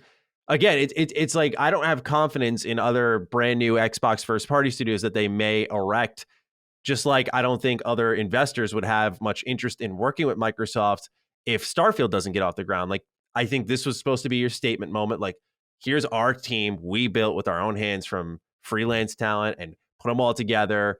And here we have this ragtag group of, like, as you mentioned, Colin, it was like a superstar squad when it was first revealed. It was really encouraging, but that's also what happens when you have too many cooks in the kitchen, that, that type of those types of creative differences can happen, and people go their separate ways. But yeah, it's a shame what happened there. And so I just think those are the two places Microsoft needed to hit a home run most. I think one of them they sort of dropped the ball on, but I also always say, and I'm sorry for rambling from point to point to point, that what Xbox fans, I think, are going to care about most is the end product. I don't think any of this matters. I think a lot of them are just bored. And what happens is once these games start delivering, it's a completely different conversation, because we haven't been on that side of the fence for a whole generation and a half. It's just like we've just been waiting for things and talking about what will be. So it'll be a complete dramatic shift when we finally start getting games. And it's like, okay, what does the Initiative look like now when Perfect Dark is out? So it'll likely change the whole conversation by the time we get there. No, fair enough. I'm very curious to see what happens there as well. I mean, yeah, Drew Murray, who is a friend of mine, he tells the story about how he applied there because I told him that we went to dinner once in Santa Monica. He was one of the creative leads at Insomniac, and I was like, "Oh, did you hear about this new studio that Microsoft opened in the area?" He's like, "No." And then he signed up, and he texted me. He's like, "Thanks, man. I ended up going over to the studio, but he took a demotion to go back to Insomniac." You know, he was the creative director of Sunset Overdrive and the creative director of Resistance 3, and now he's a lead designer. So he might have wanted that. That's actually something like my brother does sometimes, where he's like, I don't want to be in charge of things right now. I'd rather be back in the animation pit. And so I understand that people that punch below their weight too, where they're like, I want to be with my family. I want to have a good life work balance or whatever. But that's weird. And but regardless, I'm going to be keeping a close eye on what's going on with Xbox. We all will be, but I'm curious to get everyone's takes on PlayStation as well. Dustin, I'm sorry we haven't gone to you in a while. Are you okay? I'm fine. Are you well? I'm surviving. I'm sorry about that. I'm surviving. Are you, how are you feeling about things on the other side? Here's what I say. Two things. The first thing is that I think PlayStation lacks a sense of fun. And what I ask right now is what do you have to lose by having a sense of fun around your products and an excitement around your products? So I think that PlayStation is suffering from that. And I think it's obvious. And I think it's been that way for years, like several years. But the bigger problem, I think, is what I realized when I did that episode about Fortnite, which has just been haunting me. Because for the Dukes that don't know, I did a Sacred Symbols Plus about Fortnite, like a primer on it with a dude that's played 2,000 hours. And I really know nothing about the game. So I went in and he educated me on all these different things. And at the end of the show, I was basically like, holy shit. I totally understand why Sony is chasing this now. Not from an optical point of view, but here's what I figured out. So the guy was saying people are buying that DBZ stuff for that skin for $20, right? So 14 of those dollars are going to Epic, but $6 are going to Sony when they're bought on PlayStation. If you sell 6, let's say 7. No, let's go back to the previous generation. If you sell 6 of those skins, Sony makes as much money as when they sold a copy of The Last of Us Part 2. And when there's 80 million players a month, which is 8 times higher than the cumulative number of people that played The Last of Us Part 2, I think they're being quiet because I'm not entirely sure we're going to like some of the things that they have coming up. And I've been saying this for a while that I think it's going to look cool. I think the games are going to be cool. I think they're going to have some really great bangers in this 10 games as a service that they're making with first and second party. But I feel like the reason they're being quiet is because the hardcore that they depend on might not be too thrilled about it. Now, they threw the kibosh on a recent leak with Helldivers 2, and we know that that's coming, and that game's going to be pretty big, I think, from Arrowhead. But it's the mystery of what's beyond that, beyond God of War, beyond Spider-Man and Wolverine. We don't know anything. And so the question marks can be satiated with good news or bad news. I don't know which. So, Dustin, does any of that resonate with you? And what do you have to say about PlayStation's current status? Yeah, I think that we can expect, I feel like everything's leading towards some kind of September event or showcase. For example, last night we just got a random tweet from Sony France about PSVR 2 coming out in early 2023, which was just a weird, almost feels like a mistake tweet to come out, which then some other accounts followed up. But so clearly there's a lot of things cooking that we just need to get full reveals on, which is good just because it's around the time where we've been talking about how it seems like console supply is going up. More and more people are able to get them. They're available on PlayStation Direct. People are seeing them in stores, which is crazy because I've yet to see a PS5 in store at all. Actually last night I saw 2 Series X's at Target, but no PlayStations yet. But so there's a lot of it feels like kind of a perfect storm for a success moving into 2023, especially if they can announce a lot of good stuff. But at the same time, something that I've really been trying to sound the alarm on, not the alarm, but just get more people aware and talking about this, is just the absolute horrible job they've done with their premium PlayStation Plus service. It's just been abysmal since launch. And I feel like some people are picking up on it, but not nearly as many as they should, because regular PlayStation Plus, still the same old service. The games have been good for the most part. Great. The extra seems to be where the great spot is in the middle, where you get the catalog of current games. You get a lot of great PS5 stuff, and it's a mid-tier price. But the premium tier with your backwards compatible games and stuff like that has just been kind of a crapshoot in many different ways, where they're just not adding new games steadily. And then something we talked about on Sacred last week is this whole trial fiasco. And Colin, you posted an update that I just thought was absolutely amazing from Push Square, where the conflict was people were downloading the Roller Drome demo and expecting a 1 hour demo, because on the PlayStation Store it fucking says 1 hour full game trial included. So you would expect to receive a 1 hour trial. Honestly, I mean, is this considered advertising? To me, that's where I'm kind of starting to wonder, is that literally on the store page, it says 1 hour full trial. But then Private Division comes out, and this is the quote from their spokesperson. Quote, the PS Store page displays a 1 hour estimation for Roller Drome's PS Plus premium game trial length. The actual playtime limit for the trial is 35 minutes, which provides an introductory experience akin to a demo. Now, I don't know. It's one of those things where some people were telling me, oh, it's not a big deal. This is just a demo. It's 25 minutes. Do your research. Yeah, I need to do my research about these things. Exactly. And it's one of those things where it's like, no, one of these things isn't that bad, but it's like compiled over and over and over of all these things with your top tier service. It's literally twice as much. Get it together. It's a ridiculous, and it comes off of the entire launch of the PS5 being about nickel and diming everybody every chance they get. $10 upgrade here, $10 upgrade here, stuff like that.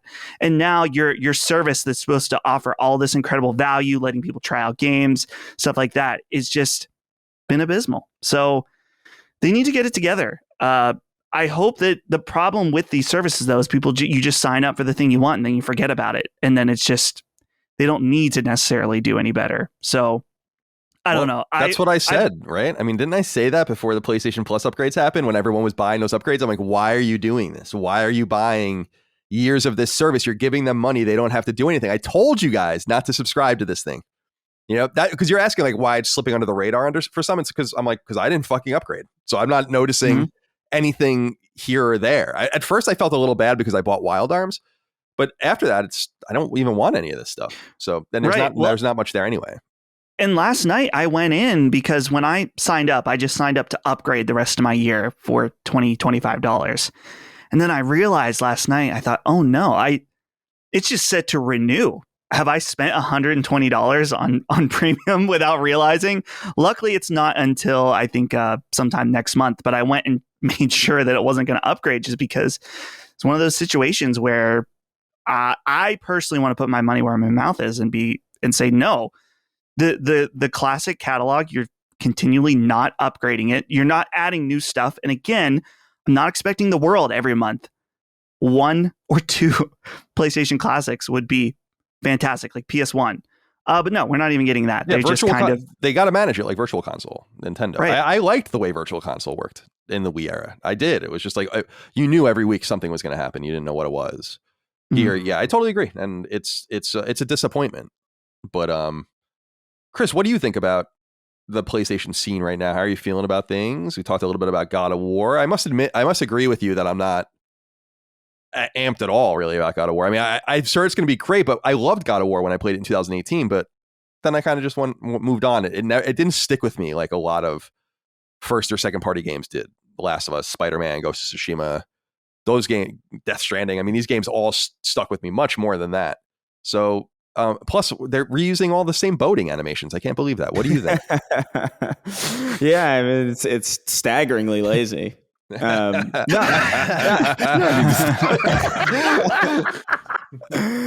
just kidding, by the way. Although I'm sure that's going to be clipped. I think. Look, I don't know. I feel like as somebody who spends a lot of time in every space. I mean, not so much Nintendo, to be honest, but Xbox, PC, PlayStation.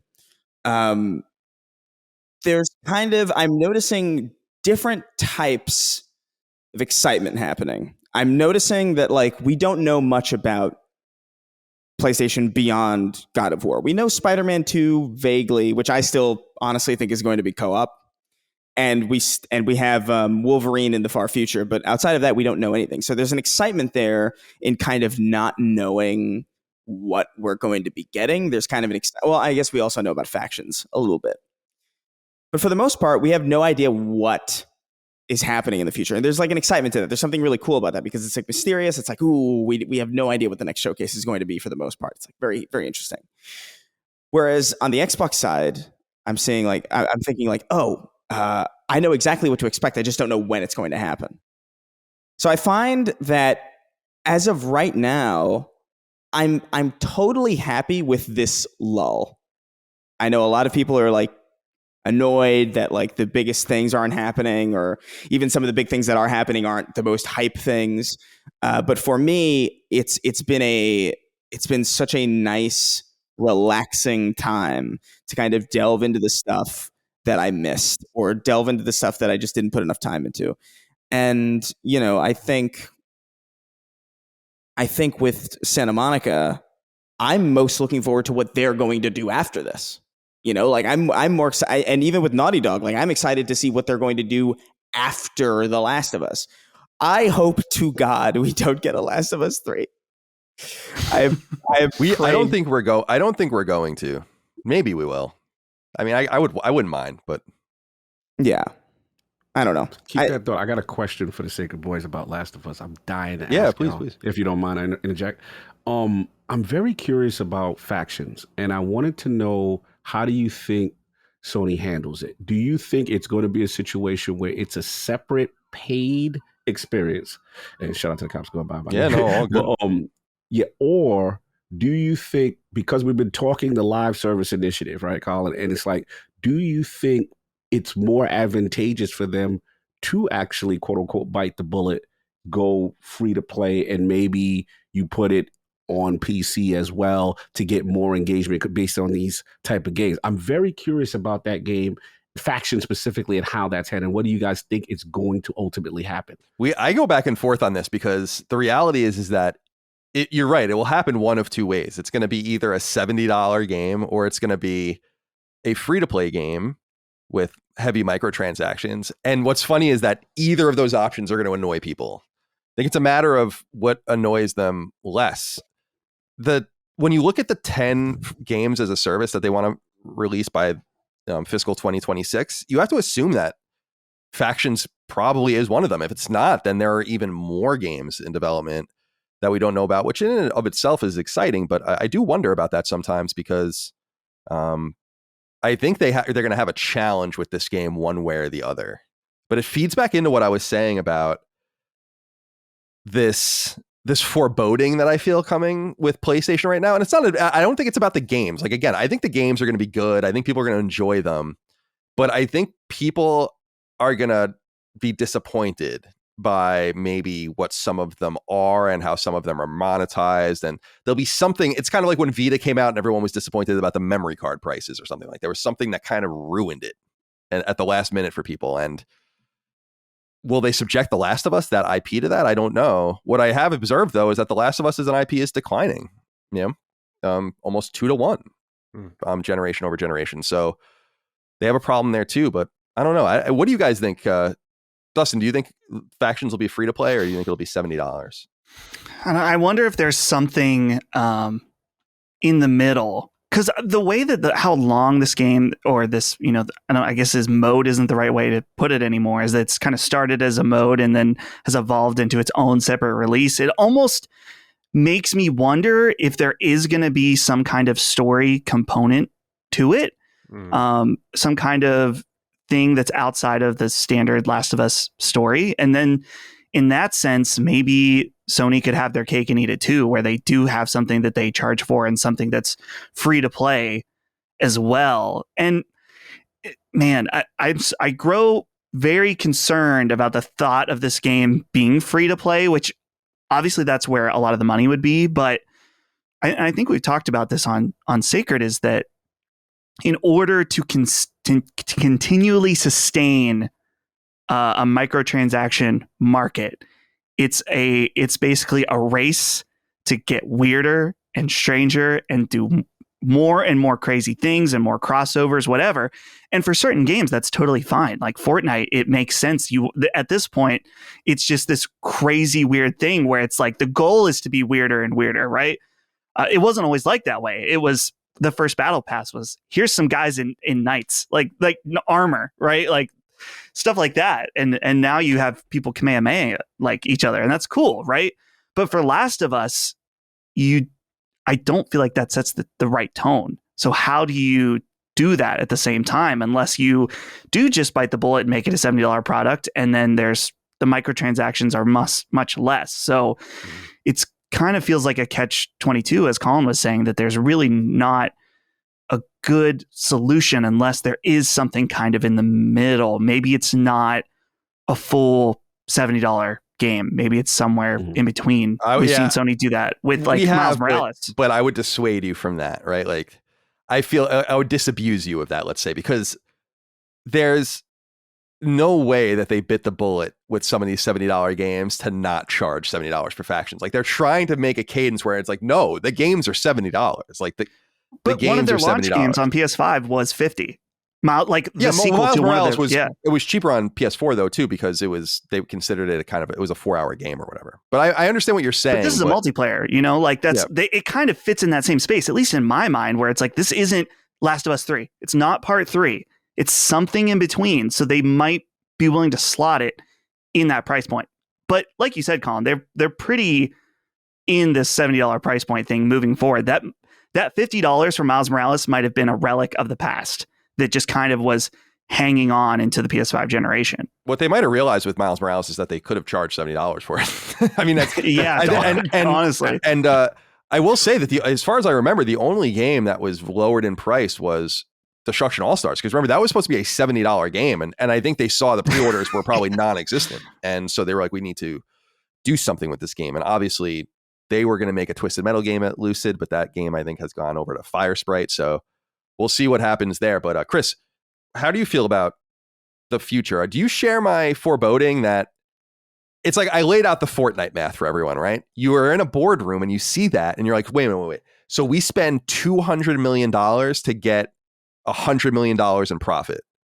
Mm-hmm. Or we could figure out how to make one of those and charge $20 for skins and make, like orders of magnitude more money. Like I just feel like that isn't good news if you're a single player fan, right? Like they'll always have those, but I think that what they were known for, which was that, I don't think so anymore. I just don't think that they can conceivably do that.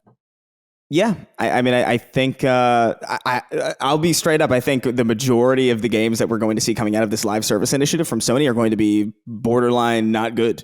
Like, I don't think they're going to be. I think a lot of design in this field relies on just kind of throwing shit at the wall and seeing what sticks. And I think I fully believe that is their strategy. I feel like they're going to have like 10 studios or whoever go to the drawing board, like figure out a live service thing.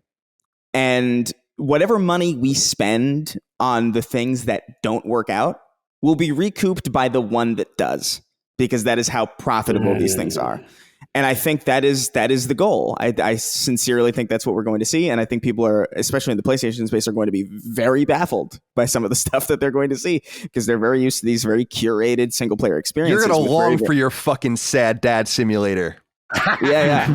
You're going to long for those days when you're playing fucking SOCOM Live or whatever, and you're paying $15 for a skin of Osama bin Laden or something running around in that. Who does a dab over your dead body. That doesn't even sound like something that wouldn't happen in Fortnite. That's what's so painful about that. But I think, I think we are in this space now where it's so funny, because I think, and this is where I think the interesting part is, are these going to be multi-platform live service experiences? I think you have to, right? If you're going to make a live service, PC for sure, I think, yeah. PC for sure, but I mean, I wouldn't even necessarily be surprised to see this stuff on other consoles as well. I actually wouldn't be either for some of them, like for a one or two. Like, I think it's time to experiment with everything. I think now's that time, and I think especially on the Xbox ecosystem where there's actually a little bit more interest in that stuff. There's like more interest in, like, Sea of Thieves is so huge and it's so good too.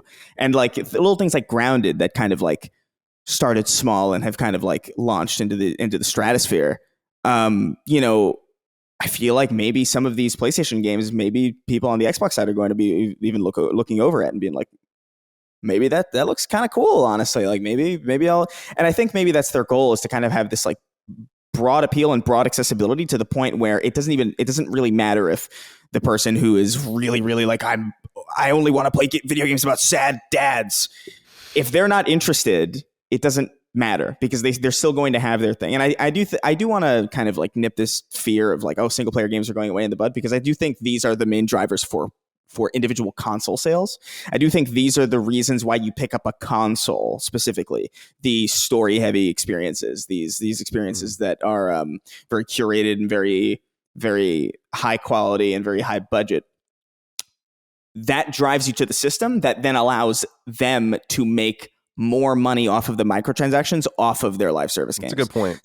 So I don't think single player experiences are going away. You need them, because without them, guess what? Everybody's going to be on their phones or their PC. That's what they're going to do. They're going to play their live service games on their PC or on their phones because they can, and there's nothing driving them elsewhere. But if they're already in an ecosystem where, oh, I'm getting Last of Us, I'm getting God of War, this is great. Oh, what's this live service game? I'll pick it up here, and then they're making 100% of the profit on those microtransactions. I think that's kind of the strategy going forward, and it's a strategy that I choose to believe in, because I hope that that's the future, where we still have a lot of money and a lot of importance placed onto these single player IPs because they are important, but also an equal amount of interest and polish put behind live service stuff. But you guys need to be prepared for some janky looking shit. Yeah, because you're not going to get Last of Us. You're not going to get something that looks like the Horizon Zero Dawn out of these.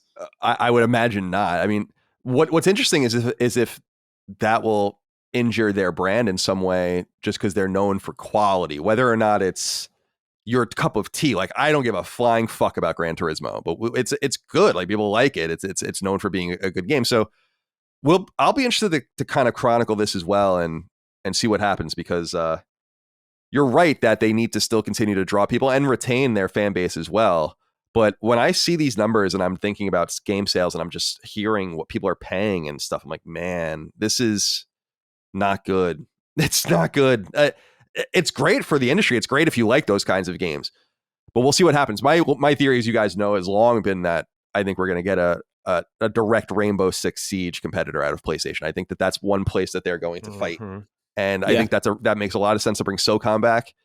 I think that brand has cachet, and you see what you can do there. And maybe that comes out of Guerrilla. Remember, 3 years ago or so, the original director of Siege went to Guerrilla, and we don't know what he's making. So that could be that. Or it could be Killzone. I do think, as we say on the show, Killzone or Resistance are coming back. I don't think both of them will come back.